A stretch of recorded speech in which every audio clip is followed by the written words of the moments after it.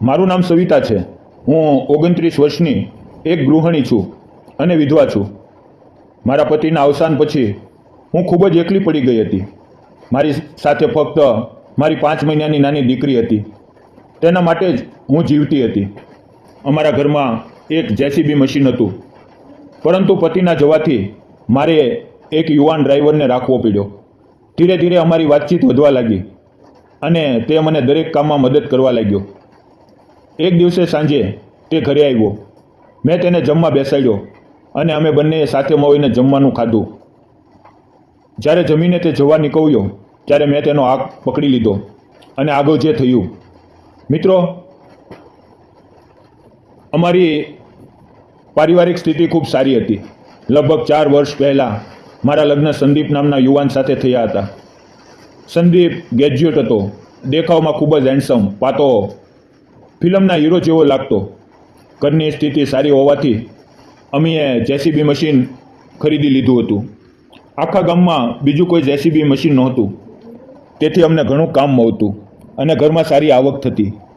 મારા પતિ મને ખૂબ પ્રેમ કરતા, મારી દરેક ઈચ્છા પૂરી કરતા અને મને રાણીની જેમ રાખતા અને મારી નાની નાની વાતોનું ધ્યાન રાખતા. લગ્નના લગભગ 1.5 વર્ષ પછી હું ગર્ભવતી થઈ. મારા પેટમાં મારા પતિનો પ્રેમ વધી રહ્યો હતો અને તે મારી વધુ કાળજી લેવા લાગ્યો. ધીમે ધીમે સમય પસાર થતો ગયો અને મેં એક સુંદર દીકરીને જન્મ આપ્યો. તે બિલકુલ મારા જેવી સુંદર દેખાતી હતી. તેના આવવાથી અમારા જીવનમાં વધુ ખુશીઓ આવી ગઈ. અમે બંને પતિ પત્ની ખૂબ ખુશ હતા. અમારું જીવન સ્વપ્ન જેવું ચાલી રહ્યું હતું, પરંતુ નસીબને કંઈક બીજું જ મંજૂર હતું. એક દિવસ અમે ત્રણેય, હું, મારા પતિ અને મારી દીકરી ફરવા નીકળ્યા. અમારી પાસે પોતાની કાર હતી અને અમે ખુશીથી મુસાફરી કરી રહ્યા હતા. અચાનક સામેથી એક મોટો ટ્રક આવ્યો અને તેણે જોરદાર ટક્કર મારી. તે ભયંકર અકસ્માતમાં મારી આંખો સામે મારા પતિએ દમ તોડી દીધો. હું અને મારી દીકરી કોઈક રીતે બચી ગયા, પરંતુ મારું હસતું રમતું જીવન એક જ પળમાં ઉજળી ગયું. તે ક્ષણે મને લાગ્યું કે મારો શ્વાસ જ બંધ થઈ જશે. જીવવાની ઈચ્છા ખતમ થઈ ગઈ. પતિના મૃત્યુ પછી હું ખૂબ રડી, ખૂબ વિલાપ કર્યો, પરંતુ રડવાથી તે પાછો ન આવ્યો. મને લાગતું હતું કે તેની સાથે મારું જીવન પણ ખતમ થઈ ગયું, પરંતુ મારા ખોવામાં માત્ર 6-7 મહિનાની નાની દીકરી હતી. તેનો વિચાર કરીને હું મારી જાતને રોકી લેતી. જો મેં મારો જીવ આપી દીધો હોત તો તે નાની દીકરીનું શું થાત? આ વિચારે મને થોભાવી દીધી. પતિના મૃત્યુ પછી ઘરમાં પૈસા આવવાનું બંધ થઈ ગયું, કારણ કે જેસીબી ચલાવનાર હવે કોઈ નહોતું. હું 2 મહિના મારા માયકે ગઈ.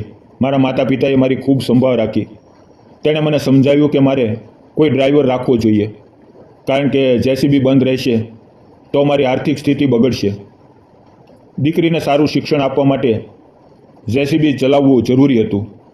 2 મહિના પછી હું સાસરે પાછી આવી.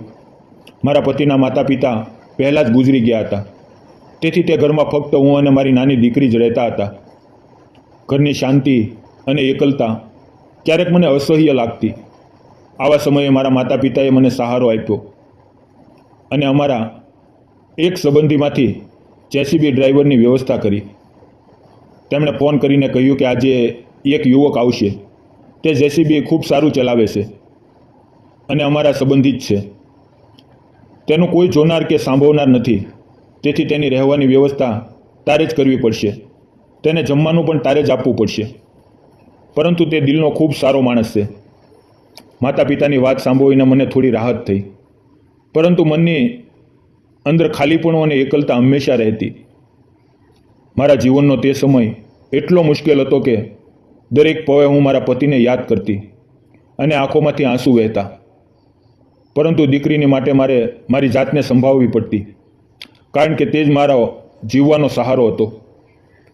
આકાશ નામનો તે યુવક ખૂબ ઈમાનદાર હતો. તે મારી સાથે વધુ વાતો નહોતો કરતો, પરંતુ મારે કોઈની સાથે તો વાત કરવી જ પડે. મારું મન ખૂબ એકલું થઈ ગયું હતું, તેથી આકાશ સાથે વાત કરવા સિવાય મારી પાસે બીજો કોઈ રસ્તો નહોતો. દરેક સાંજે જ્યારે તે કામ પરથી ઘરે આવતો, હું તેને બોલાવતી અને અમે બંને ઘણીવાર વાતો કરતા. આકાશ દેખાવમાં ખૂબ જ સુંદર હતો. તેની આંખોમાં એક ખાસ ચમક હતી જે મને ખૂબ ગમતી. એક દિવસ આકાશ કામે ગયો હતો.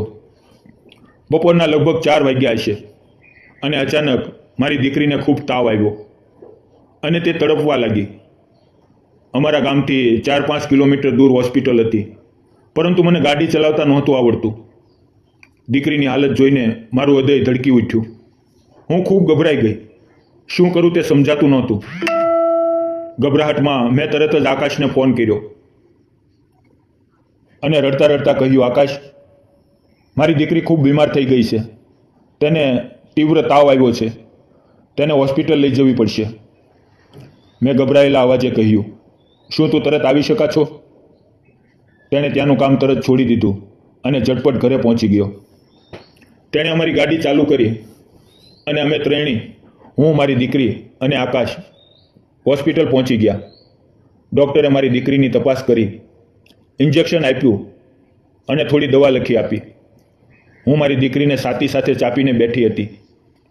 તેની હાલત જોઈને મારી આંખોમાંથી આંસુ રોકાતા નહોતા. પરંતુ આકાશે મને ખૂબ હિંમત આપી. ડૉક્ટરે કહ્યું કે ગભરાવાની જરૂર નથી.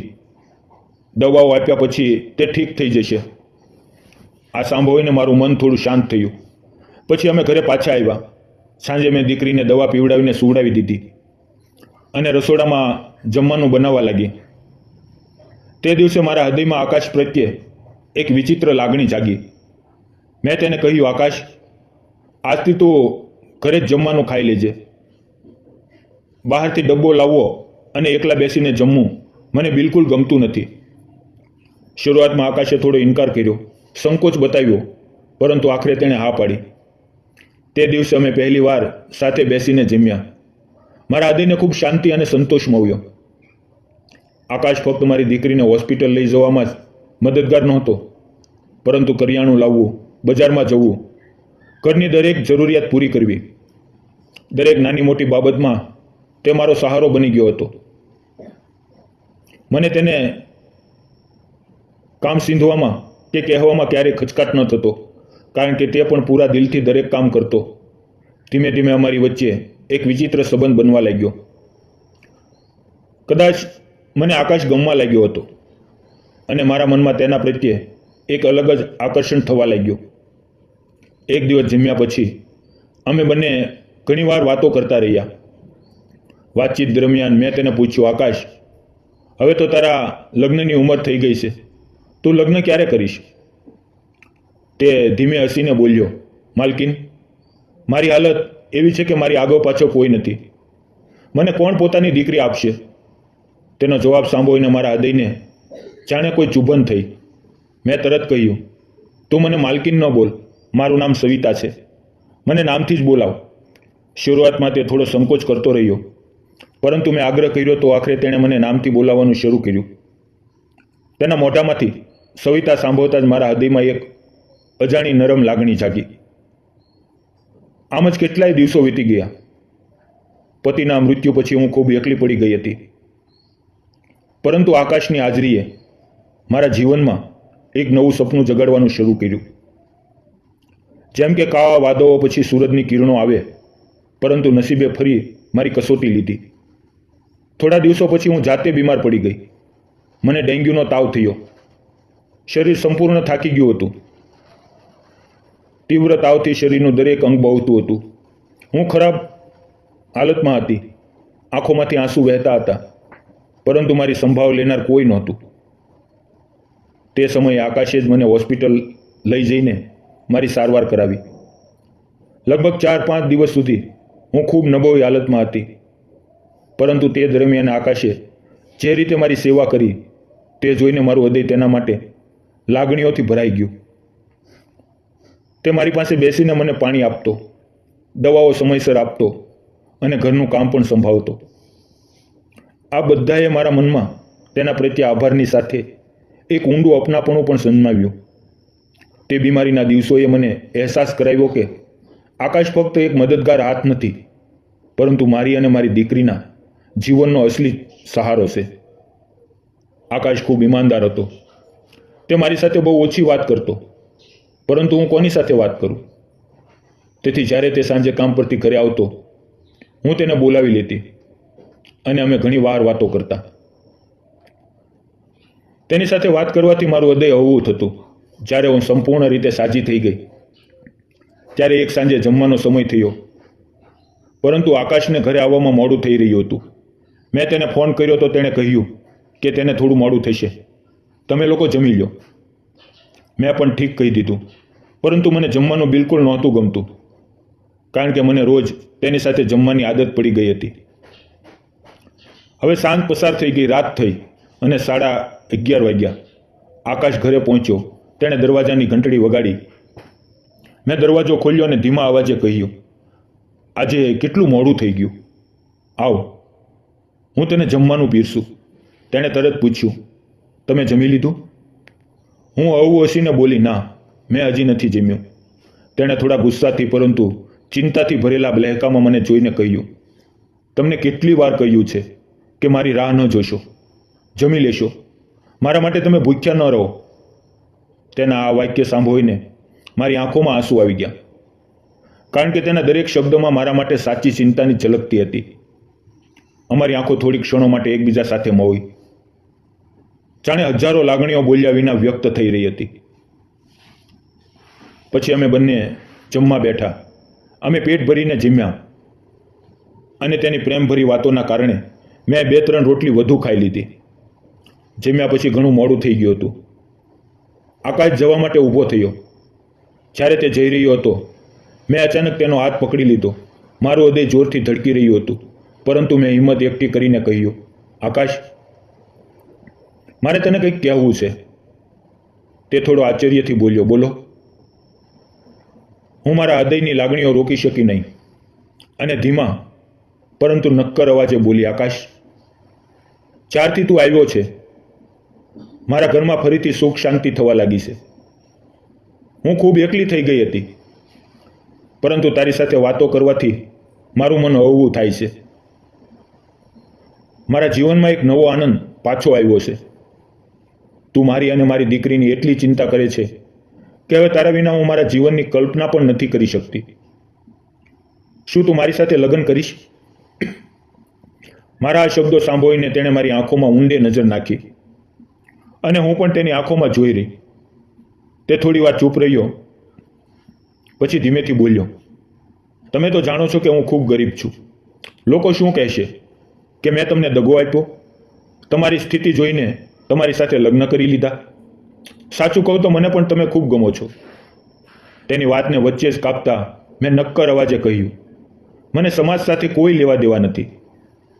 મારા માટે ફક્ત મારો વિશ્વાસ મહત્વનો છે અને મને તારા પર પૂરો વિશ્વાસ છે.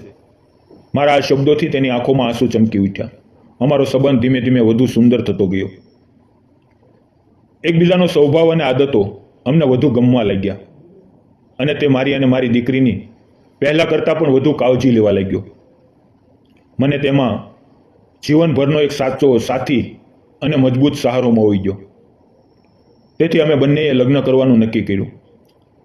પછી એક દિવસ અમે મંદિરમાં ગયા અને મંદિરમાં લગ્ન કરી લીધા. મારા માતા પિતાને પણ ખૂબ ખુશી થઈ, કારણ કે તેમને પણ ખબર હતી કે આકાશનો સ્વભાવ ખૂબ સારો છે. આજે આકાશ, હું, મારી દીકરી, અમે ત્રણેય ખૂબ ખુશહાલ જીવન જીવી રહ્યા છીએ. મિત્રો, તમને શું લાગે છે? મેં અને આકાશે લગ્ન કરીને યોગ્ય કર્યું કે ખોટું? તમારા વિચારો ચોક્કસ કોમેન્ટમાં લખજો. મિત્રો, જીવનમાં ગમે તેટલા દુઃખ, સંકટ કે અકસ્માત આવે, આપણે ક્યારેય આશા ન છોડવી જોઈએ. પતિના મૃત્યુ પછી સવિતાને લાગ્યું હતું કે તેનું જીવન ખતમ થઈ ગયું, પરંતુ તેણે પોતાની દીકરી માટે હિંમત એકઠી કરી. જ્યારે તે સંપૂર્ણ એકલી પડી ગઈ ત્યારે તેના જીવનમાં આકાશ આવ્યો. તેણે પૈસાથી નહીં, પરંતુ પોતાની સાચી કાળજી, નિસ્વાર્થ સેવા અને સાચા પ્રેમથી તેનું જીવન ફરીથી સજાવ્યું. સાચો પ્રેમ ક્યારેય પૈસા કે સમાજના માન સન્માનથી નથી થતો. સાચો પ્રેમ તે વ્યક્તિમાં હોય છે જે મુશ્કેલ સમયે તમારી સાથે ઊભું રહે અને જે તમને અને તમારા પરિવારને દિલથી સંભાળે. તે જ સાચો જીવનસાથી હોય છે. જો તમને મારી અને આકાશની પ્રેમ કહાણી ગમી હોય તો આ વાર્તાને લાઇક, શેર અને સબસ્ક્રાઇબ કરવાનું ન ભૂલતા. મિત્રો, વાર્તામાં આવેલા નામ, પાત્ર અને ઘટના ફક્ત કાલ્પનિક હતા. તેનો કોઈ પણ વ્યક્તિ, જાતિ, સમાજ કે ધર્મ સાથે સંબંધ નથી. આ વાર્તા ફક્ત મનોરંજન અને શૈક્ષણિક હેતુ માટે બનાવવામાં આવી હતી. તેને અન્યથા ન જોશો. ફરી મળશું આવતીકાલે. ધન્યવાદ મિત્રો.